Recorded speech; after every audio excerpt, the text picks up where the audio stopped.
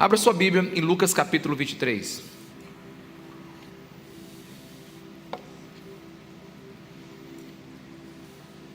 Lucas capítulo 23.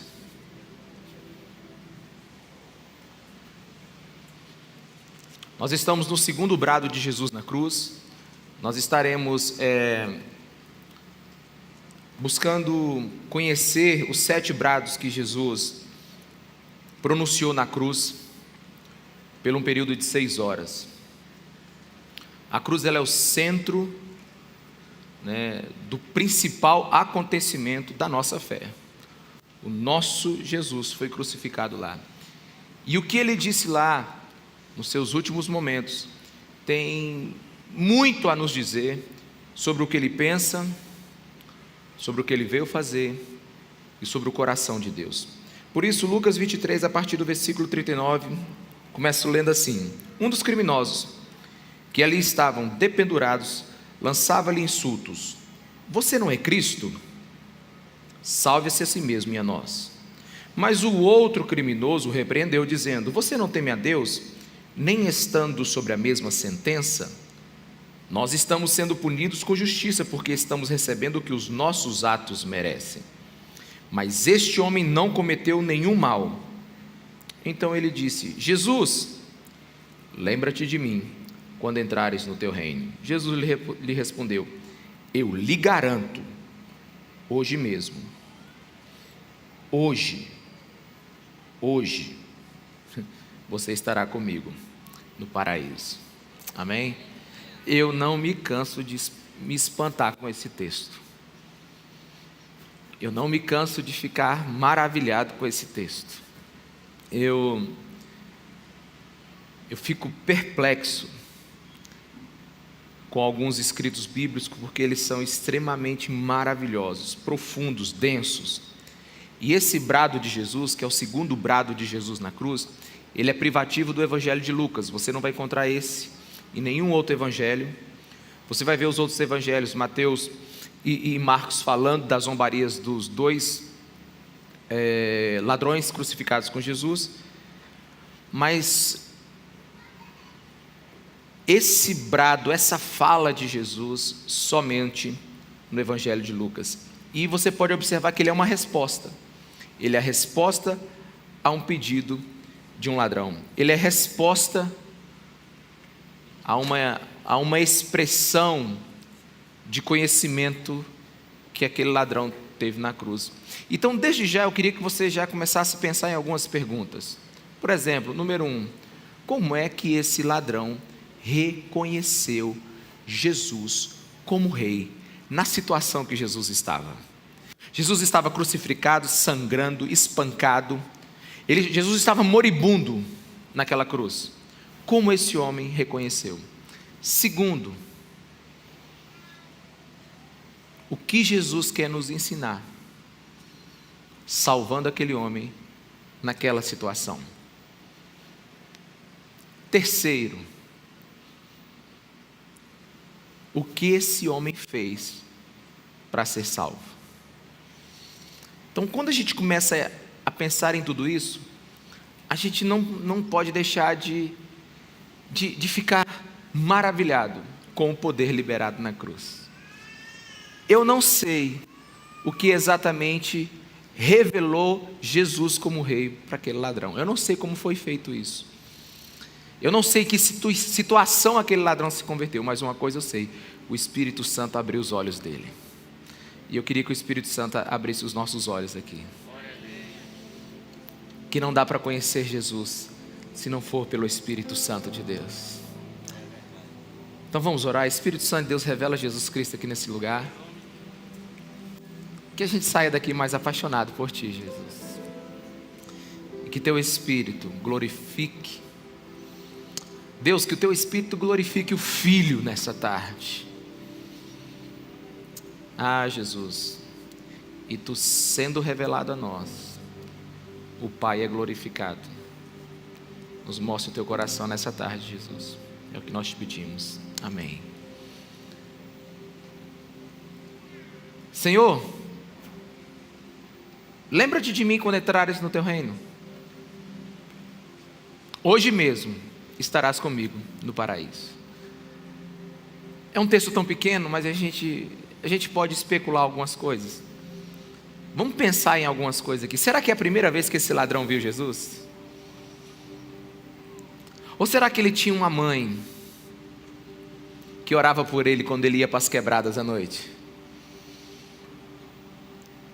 Será que ele viu Jesus curar? Será que ele viu Jesus ensinar?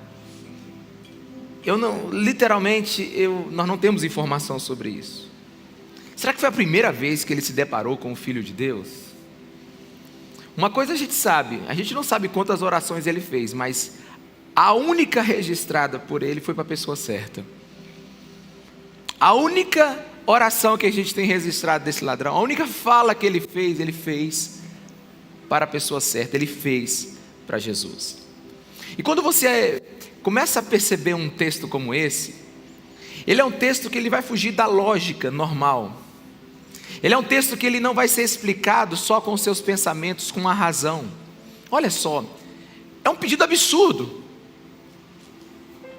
Um ladrão, aos 46 do segundo tempo, pede para morar, pede para ir, pede para ser lembrado, pede para Jesus fazer alguma coisa por ele. Ele não tem muita expectativa, ele não tem muito o que fazer, ele sabe que ele vai morrer, ele está crucificado. E ele faz um pedido absurdo. Mas absurdo mesmo é o nosso Jesus. Jesus é o Jesus dos absurdos. Jesus é o Deus dos absurdos. Jesus é a divindade que não para de surpreender a gente. Porque se você fizer uma análise de quem está pedindo alguma coisa ali, a gente não poderia entender que Jesus faria ou daria essa resposta. Esse ladrão, ele é um condenado de marca maior. Esse ladrão, ele é um bandido. Ele foi profetizado 700 anos antes da crucificação pelo profeta Isaías. Isaías capítulo 53, versículo 12. Esse cara, ele era um criminoso de mão cheia, né? Talvez ele nunca tenha feito nada certo na vida. E não é preciso muito esforço, meus irmãos, para ver o desvio de caráter desse homem. Ele está na cruz. A cruz era para os piores criminosos. Então aqui a gente tem alguém que disputaria o topo daqueles que não merecem. Mas Jesus escolhe esse ladrão para nos explicar algumas coisas sobre a humanidade. Jesus escolhe esse ladrão como um personagem para nos ensinar o que é o Evangelho e o que é o poder da cruz. Obviamente esse ladrão não merece. Ele odiava os homens e ele odiava Deus. Mas no seu momento de mais profunda dor e perdição, ele encontra salvação. E outra coisa, ele não fez nada para ser salvo. Não tem nenhuma boa obra registrada dele. Ele não foi uma pessoa boa. E nem foi bom depois da salvação, porque depois da salvação ele morreu. Interessante é que ele não fez nada para ser salvo. E não fez nada depois de salvo. Mas você precisa também observar o que esse ladrão viu. Observar o que ele narrou para nós. Se você pegar o texto, você percebe que no texto, o texto diz que ele olhou para Jesus e disse assim: lembra-te de mim quando entrares no teu reino. Era um reconhecimento quase impossível, mas ele viu um rei pendurado naquela cruz. Jesus estava digno de dó. Jesus, ele estava completamente desconfigurado, desfigurado. Jesus estava sangrando. Jesus estava com seu crânio aberto por causa daquela coroa de espinho. Jesus estava completamente... Era impossível naturalmente ver um rei, mas esse criminoso tratou ele como rei. Jesus sangrava da cabeça aos pés. Ele foi espancado, condenado. A noite inteira ele passou acordado, sendo julgado. Ele foi espancado, ele foi cuspido, Ele teve que carregar a sua cruz, ele está com seus pés e suas mãos agora pendurados naquela madeira, e ele está sangrando, e esse ladrão viu o rei. Ele viu que o rei do mundo estava pregado naquela cruz. A Bíblia diz que no Evangelho de João, que o Verbo se fez carne e habitou no meio de nós. Jesus é o Cordeiro de Deus que tira o pecado do mundo, mas ele não veio com uma brilhante aparência, ele não veio com poder, mas através das atitudes de Jesus naquela cruz, do modo majestoso como ele estava morrendo, aquele ladrão foi tocado. Talvez foi depois que ele disse o primeiro brado, talvez quando ele disse, Jesus disse assim: Pai, perdoa-lhes, porque eles não sabem o que fazem. Talvez pela maneira mansa com como ele foi crucificado, aquele ladrão deve ter esperneado e Jesus simplesmente esticou as mãos. Algo começou a mudar na cabeça daquele homem quando ele viu Jesus. E o que a gente aprende é que a humanidade sempre está à procura de Deus. Aquele miserável, antes de morrer, ainda ele perguntava para onde ele iria. Aquele miserável, antes de dar o seu último suspiro, ele deve ter feito uma análise sobre a vida dele. E ele descobriu que a vida não é só sexo, droga e rock and roll, que não é só comer, beber e se divertir.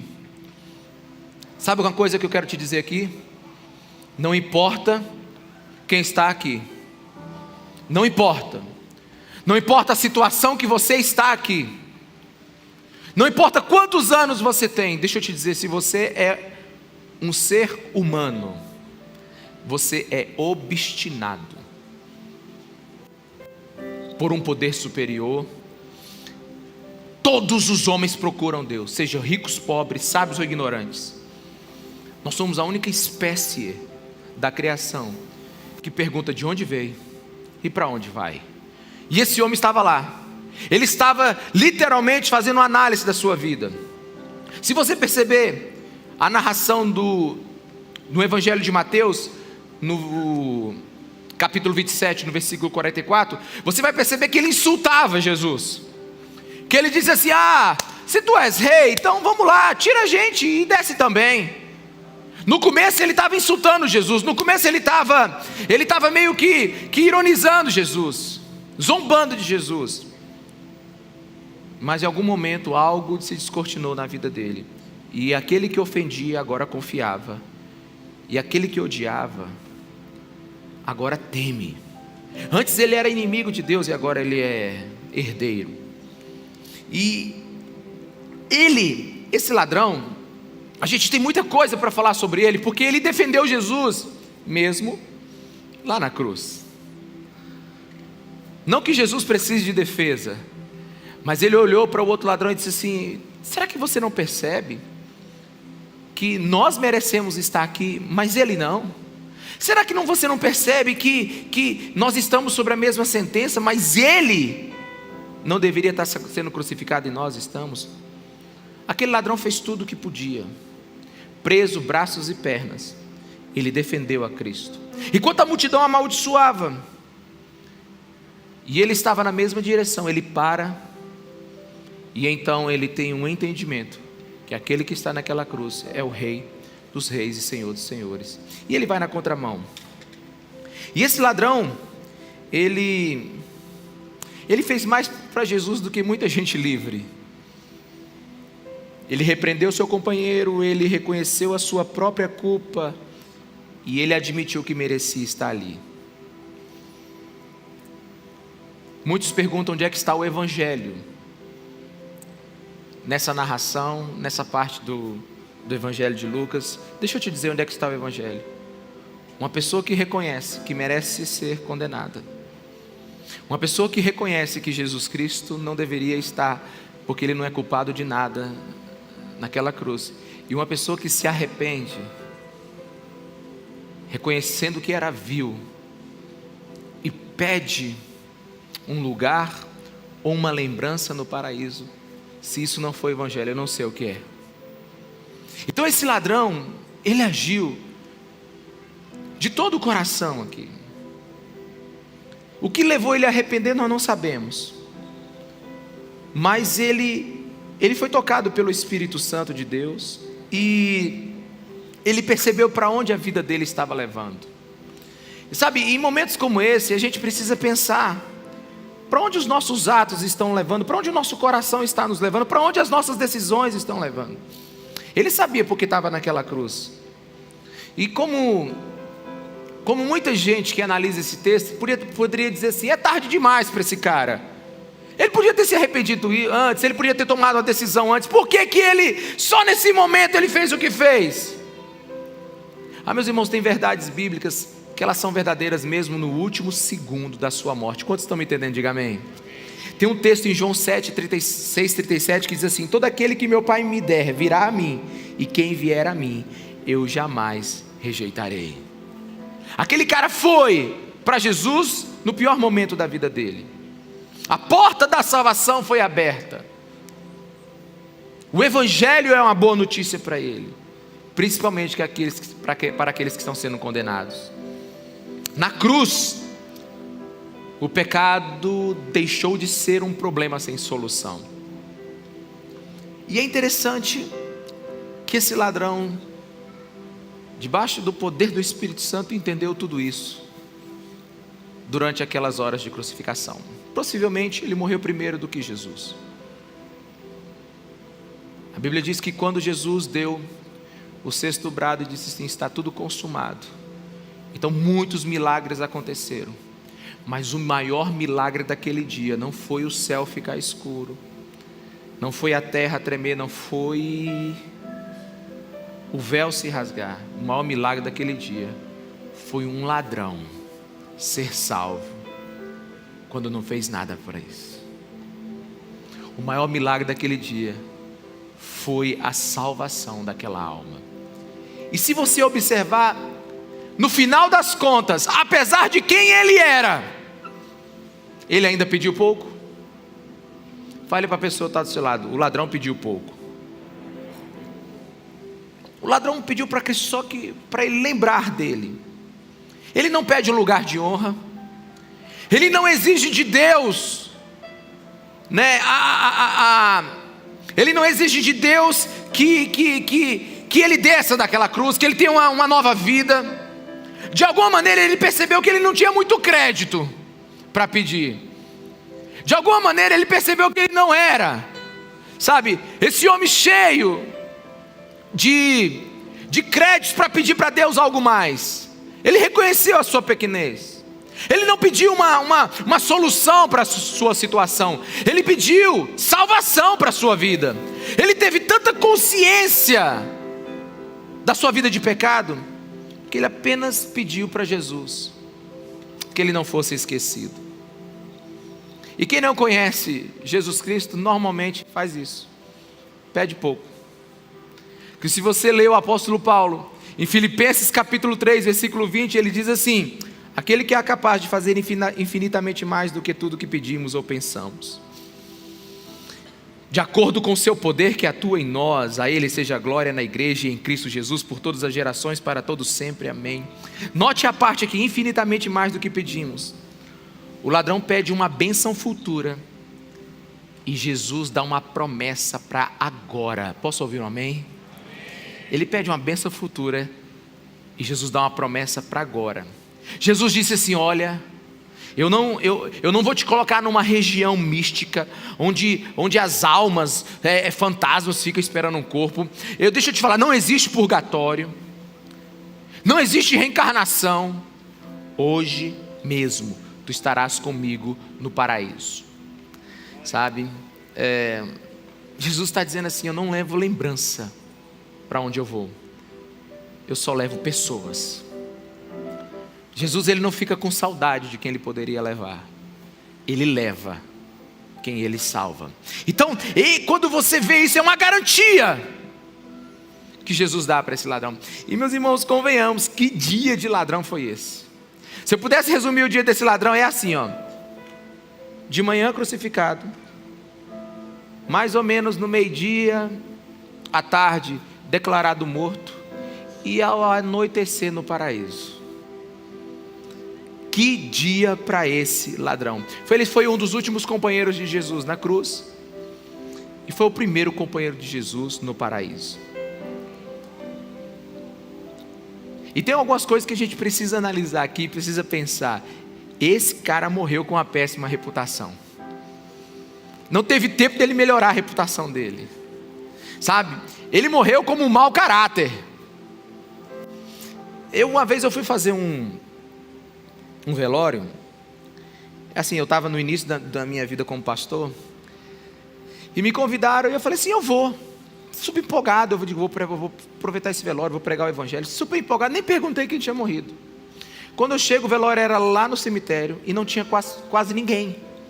Tinha 2 ou 3 pessoas ali. E eu perguntei, onde é que está a família? Eles falaram assim, pastor, não vai vir ninguém. Eu digo, como assim? E o homem? Ele disse assim, é um assassino. Aí eu falei, dei vontade de fazer igual o maranhense. E é? Eu falei, e agora? É um assassino. Assim, me conta a história dele, pastor. Nunca. Esse homem não vale nada. Inclusive ele está morto aqui porque mataram ele, porque ele matou a pessoa que era parente dessa pessoa que matou ele. Eu falei assim, mas tem alguma coisa? Ele disse, não tem nada, pastor. Ninguém vai vir para esse velório. Nós chamamos o senhor foi o único que veio. Eu digo, meu Deus. Eu não tinha perguntado quem é. Irmão, naquela hora ali eu preguei a salvação de Jesus, mas não tinha nada para falar daquele cara. Eu não tinha absolutamente nada. Eu não tinha uma coisa boa para falar daquele homem. Primeiro que eu não conhecia, e o que eu conheci não era bom. Mas esse aqui também é isso. Esse cara aqui não tem ficha limpa.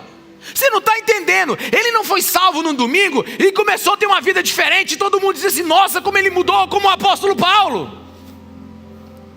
Ele não teve tempo para isso. Ele não foi, por exemplo, um Zaqueu que se converteu e depois, dividiu devolveu toda a sua herança com os pobres e os necessitados de quem ele tinha roubado. Ele não é um apóstolo Paulo que um dia foi, um grande perseguidor da igreja e depois se tornou um grande missionário e um homem que terminou o Novo Testamento. Ele não foi. Esse ladrão não fez nada.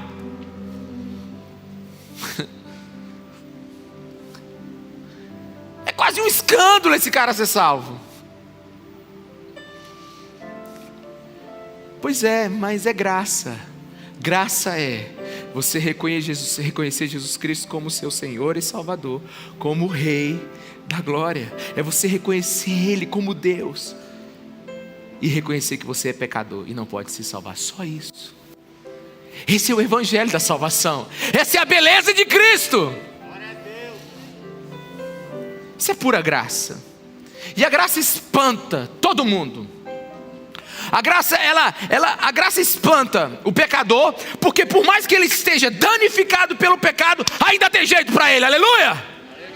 E a graça espanta o religioso, que por mais que pese toda a sua religiosidade, todas as suas obrigações, todas as suas maneiras que ele acha que agrada a Deus com a sua obediência, ou ele pense que tudo aquilo é pesado demais, é grande demais, aquilo ali não move a balança de Deus. Então a graça ela ofende o pecador porque diz que ele tem jeito, e ela ofende o religioso que diz que não é o suficiente tudo que ele faz. Então aqui nós estamos diante da pura graça de Jesus. No momento mais difícil da sua vida, aquele cara foi salvo. E aqui, meus irmãos, convenhamos, no pavor da morte, na dor terrível dos pregos, aquele homem teve de volta a sua sensatez e analisou a sua vida. Quantos me entendem? Diga amém. Você está confortável aqui agora? Alguns estão assistindo no sofá de casa. Eu não vejo muita análise pessoal quando a gente está num lugar confortável. Eu não vejo muito autoanálise quando a gente está num lugar confortável. Eu estava no velório ontem e uma pessoa falou assim: nossa, como aquela pessoa está falando coisas sérias, ele é tão brincalhão. Digo, o velório tem esse poder, lugar de morte tem esse poder, né? Lugar de morte nos ensina muitas coisas. Aquele ladrão naquela cruz, sangrando, sabendo que estava indo o seu sangue se esvaindo, que ele teria poucas horas ali, ele sabia que tinha pouco tempo, então ele começou a analisar que a vida dele não era só aquilo. Talvez se ele tivesse fugido daquele dia na cruz, ele estava preparando o seu próximo assalto. Mas quando a gente está num momento de dor, a gente aprende muito. E para essa pessoa que estava abismada porque o outro estava conversando alguma coisa sincera, no velório eu falei assim para ela assim: olha, caixão ensina mais do que berço. É muito mais fácil você encontrar sabedoria num lugar de morte do que num lugar de festa. E aquele ladrão então ele teve consciência, sabe, se pudesse a gente imaginar a dor que ele tinha, mas foi o ambiente que ele precisava para ele alertar e fazer algumas perguntas. E naquele momento de consciência, de entendimento, de graça de Deus na vida dele, então ele viu aquele homem pregado numa cruz e enxergou Deus nele. E aqui eu posso te dizer uma coisa com certeza: por mais vil que seja alguém, por pior que seja a situação de alguém, por mais desajustado que seja a sua balança moral, por mais desorientada que seja a sua bússola de justiça, sempre há uma pitada de virtude que pode novamente nascer naquela pessoa, porque você é criação de Deus. Você é criação de Deus. E nesse homem a gente vê isso. Foi no momento de absurdo sofrimento que a humanidade daquele ladrão veio à tona e ele descobriu que não viveria para sempre. Naquele momento ele entende a vida. E quando a gente entende a vida, a gente sabe que a gente não nasceu por acaso e nem vai morrer sem destino. Porque se fosse assim, meus irmãos, se Deus não existisse, tudo seria permitido. Tudo. Você está debaixo, como diz um grande filósofo, apesar dele ser existencialista, Jean-Paul Sartre, ele diz: a gente está debaixo de um céu inteligente, debaixo de um céu que tem virtude, que tem moral e tem ética. Deus, ele é um absoluto moral e ele existe. E esse ladrão descobriu isso, e ele entendeu, né? Mas vamos deixar o ladrão de mão agora. Apesar de muito da frase de Jesus a gente entender por causa da pessoa que ele salva, vamos analisar o que Jesus falou. Jesus diz assim: hoje você estará comigo no paraíso. E aqui, a primeira coisa que eu quero te dizer aqui é que não há lugar para teorias sofisticadas e nem jogos de palavras. Aqui simplesmente Jesus está dizendo assim: hoje você vai estar comigo no paraíso. Pastor, é paraíso, é céu, é Éden, é o que? Eu não sei, amigo, né? As pessoas querem saber tantas coisas aí que a gente não tem respostas, né?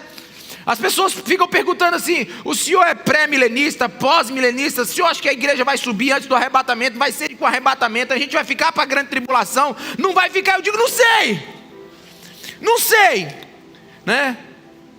Pastor, o que você é? Rapaz, eu sou um pentecostal reformado. Não pode. Pois é, então não tem jeito.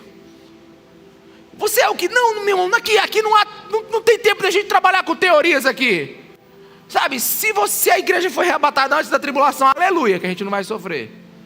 Mas e se for depois da tribulação?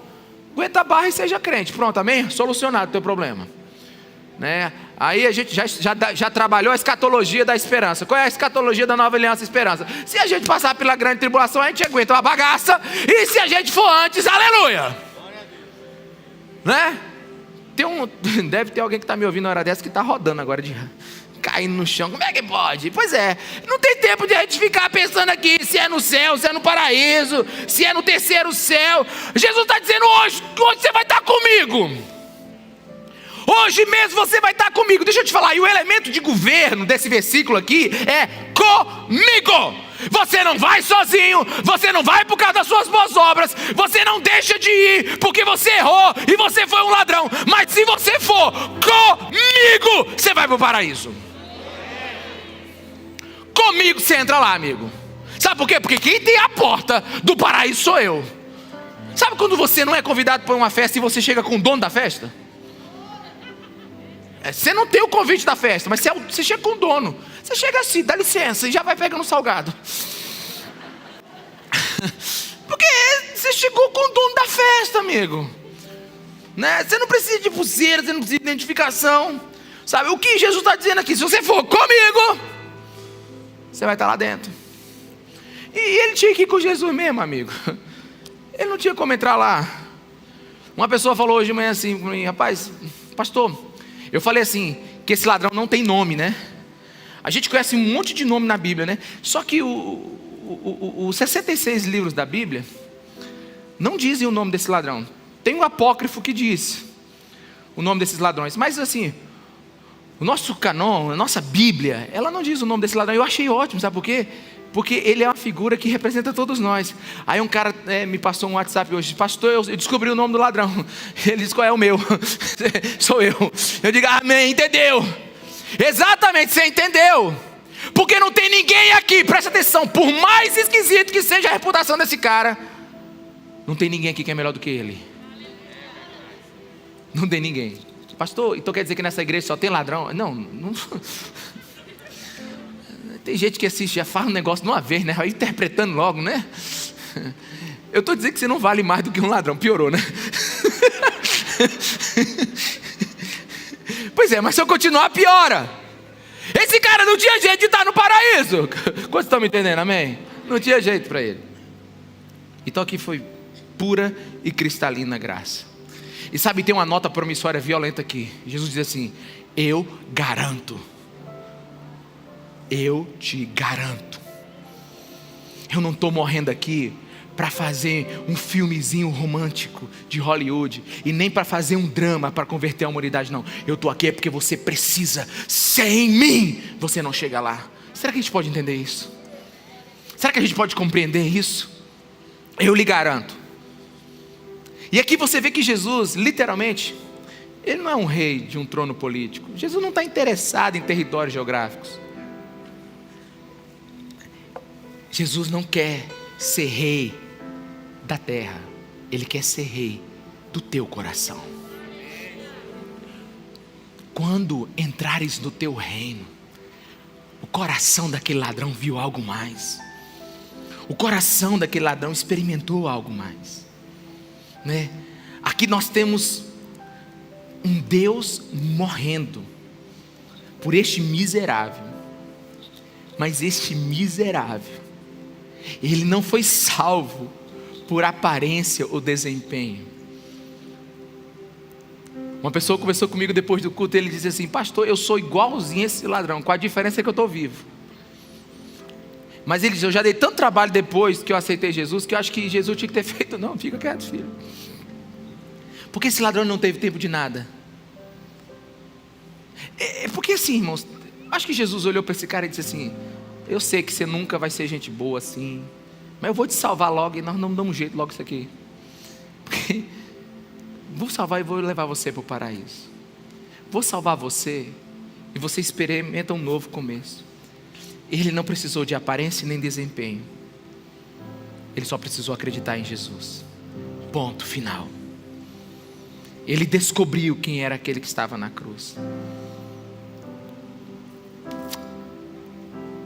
Faz uma pergunta comigo aqui agora.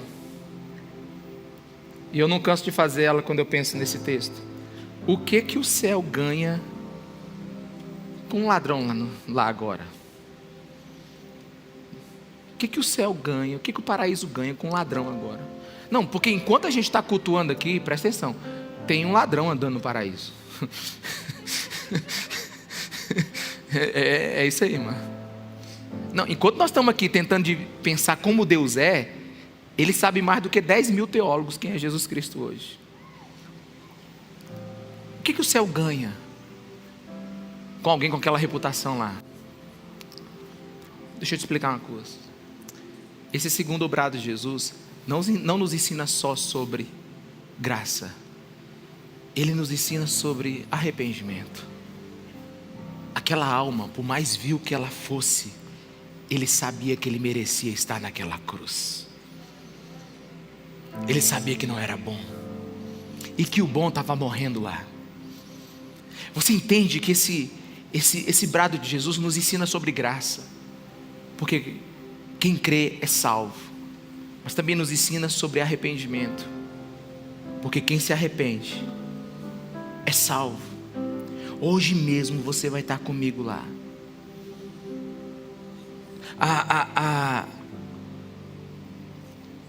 A cruz, ela me mostra o poder que existe no arrependimento. Porque assim, meus irmãos, de verdade, duas coisas não me espantam, ou não me espantaria: Deus ser poderoso. Para mim é uma redundância. Se é Deus, é poderoso. E se é bom, não precisa ser salvo. Então, Deus ser poderoso e bons irem para o céu, para mim não espanta nada. Agora, Deus morrer numa cruz para salvar quem é ruim, e os ruins salvos pela graça de Deus estarem no céu, isso é poderoso. Eu não sei se você vai entender isso ou vai ser uma ofensa para você, mas lá no céu não vai ter nenhuma flor que se cheire. Só vai dar para ser cheirada lá, mas não subiu nenhum são. Não subiu ninguém bom. Porque todos os bons, eles nunca serão salvos, porque eles não acham que estão perdidos.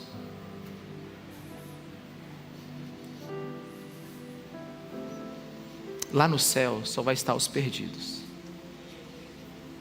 aqueles que gritaram por salvação. Sabe por quê? Porque lá no céu os perdidos se arrependerão. Lá no céu estarão os perdidos que se arrependeram dos seus pecados. E a cruz nos ensina que há um poder absurdo de uma alma que se arrepende. Então esse brado de Jesus, ele mostra para mim que existe um poder no sacrifício de Jesus, existe um poder na graça de Jesus, e existe um poder no arrependimento. E Jesus diz para ele: olha, o seu próximo estado de vida vai ser inimaginavelmente melhor do que o que você está vivendo hoje. Por quê? Porque ele creu. Não porque ele fez alguma coisa, porque ele creu. E para os mais apaixonados, para aqueles assim que vivem um romance com Jesus, e eu confesso para você que essas 7 pregações sobre os brados de Jesus, elas mexem com as minhas emoções. Quando eu li esse texto, eu escrevi nas minhas anotações, é como se esse ladrão estivesse falando assim: Jesus, fala para aqueles corações mais apaixonados agora: Jesus, existe algo de bom em mim? Gente como eu pode estar junto contigo no paraíso? Cabe gente ruim lá com o Senhor? O Evangelho, ele nos ensina que o céu, ele não é uma estratificação social lá.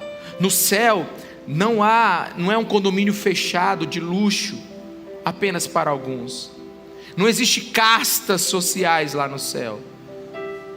Aquele ladrão diz assim: cabe um lugar para alguém que sabe que é pecador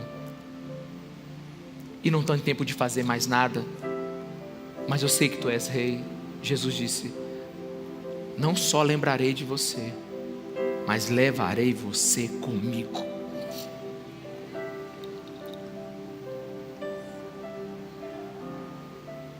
Muitos pegam um texto como esse e falam sobre o universalismo. Todos estão salvos por causa do sacrifício de Jesus. Mas não é bem assim. Se você ler o capítulo 23 de Lucas, a partir do versículo 39, você vai ver que tinham 2 ladrões pendurados lá. Um reconheceu Jesus como Senhor e Salvador. O outro continuou zombando. Um reconheceu os seus erros e o outro ignorava o seu erro. Eu queria que você ficasse de pé agora, que eu quero terminar essa mensagem. te dizendo algumas coisas. Vamos adorar? Presta atenção. Olha só, gente. Ambos estavam à mesma distância de Jesus. Quantos me entendem? Diga amém. A mesma distância, 2 ladrões. Um acreditou e o outro ridicularizou. Hoje, um está completamente distante do outro. E isso me ensina que céu e inferno não são tão distantes. Estão próximos de nós. Tudo depende de como nós nos comportamos na cruz de Cristo. Afinal, a raça humana não foi dividida geograficamente, nem economicamente, nem racialmente. A raça humana foi dividida pelos que creram e por aqueles que não creram. A minha pergunta é: você consegue enxergar esse rei excepcional que é Jesus Cristo de Nazaré? Porque ele nasceu cercado por animais e morreu cercado por ladrões. Ele nasceu cercado por animais e morreu cercado por ladrões. Você sabe o que significa? Que Jesus é um Deus que está sensível às nossas próprias condições. Ele sabe quem você é, Ele sabe o que você precisa. E eu fico me perguntando: o que Deus faz numa cruz? Por isso, nunca permita, meus irmãos, que alguém diga que o nosso Deus é insensível, que o nosso Deus não está preocupado com a ruína humana. Ele desceu onde ninguém desceria. Ele morreu por quem não merecia.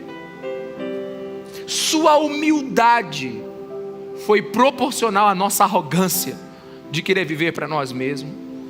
E sua santidade foi muito maior do que qualquer pecado que a gente cometa. Não sabemos o nome desse ladrão, mas no final das contas, todos nós precisamos de ter a mesma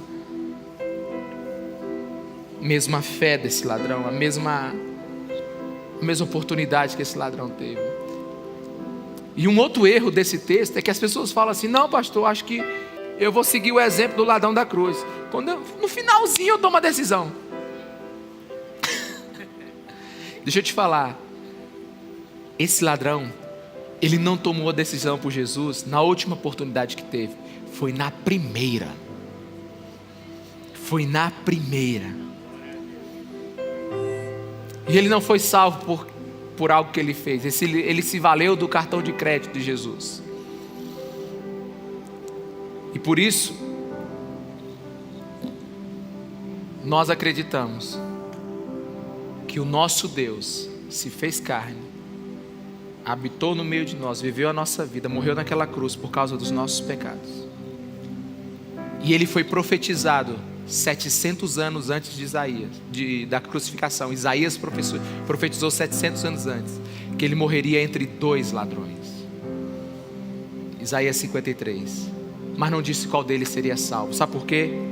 Porque a cruz é soberania divina. Cruz é vontade de Deus, é amor de Deus revelado para nós.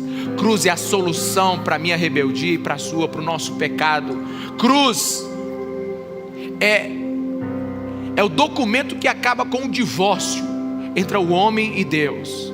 Cruz é a oportunidade de Deus e o homem estar no mesmo lugar. Cruz é a absoluta vontade de Deus.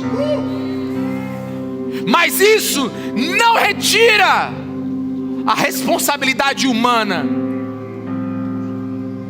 Sabe, a cruz é pura soberania, mas não destrói a responsabilidade humana. E a minha pergunta é: o que você decide hoje sobre Jesus Cristo de Nazaré? O que você decide agora? Eu gosto muito da síntese de um bispo anglicano, John Riley. Ele diz o seguinte: na cruz, um ladrão foi salvo para que ninguém se desespere. Meu amigo, se aquele ladrão entrou, nós estamos dentro.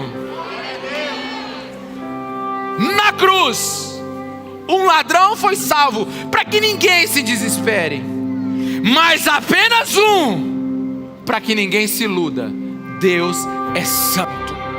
Sem arrependimento, sem estar com Jesus, não estará no paraíso. Hoje mesmo estarás comigo no paraíso. Veja que tu és rei. Veja que tu és rei. Essa poça de sangue pendurada na cruz, esse homem desfigurado na cruz. Veja que tu és rei. Veja que tu se importou comigo. Veja que tu saiu do céu e veio ao meu resgate. Soberania divina. Soberania divina. Mas responsabilidade humana. Um zombou e o outro acreditou. Um não se importou, mas o outro pensou: de onde eu vim, para onde eu vou. Um morreu insanamente sem analisar a sua vida. O outro analisou que ele não é uma ameba que se evoluiu, e nem um nada que se rebelou. Ele é criação de Deus. Um respondeu o anseio da alma. Deve ter alguém maior do que eu, que me criou e que é responsável pela minha existência. E nós não servimos um Deus só que é poderoso. Nós servimos um Deus que morreu por nós naquela cruz. Esse é o centro da nossa fé. Não vão perder tempo com outras coisas. A igreja tem falado sobre muitos outros assuntos que são importantes, mas hoje nós precisamos do velho e poderoso Evangelho de Jesus Cristo. Porque você quer ser apaixonado por Jesus. Você quer parar de cair no mesmo pecado. Você quer ter um detox. Um detox, sabe, de mundanismo da sua vida. Você quer ser lavado, modificado, transformado. Não existe outra solução, é a cruz de Cristo. É a devoção a um Deus que se fez homem e que morreu naquela cruz, e que hoje é rei de todo o